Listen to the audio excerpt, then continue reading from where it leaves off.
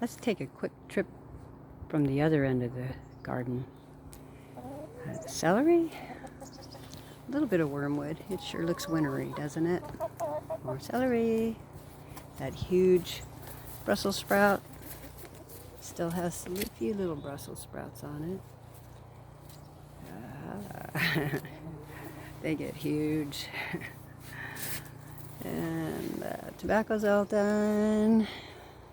Here's a better wormwood here. Wormwood gets rid of parasites. Great stuff.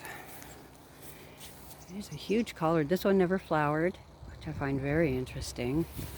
Huge. 5 feet across anyway. Here's this one, 6 feet across.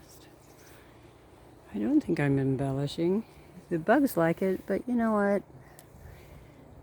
Sometimes I have lacy food if I'm desperate. Lacy collards. Anyway, lemon balm. Year-round lemon balm. Isn't that nice? It might not be super good. It looks like it's been in cold weather. But you know what? I got it if I need it. Tobacco, well, I think it's done. I'm surprised it's still there. Anyway, that's about it. That's it. I got my sticks. Got piles of sticks around. I'm ready for spring planting.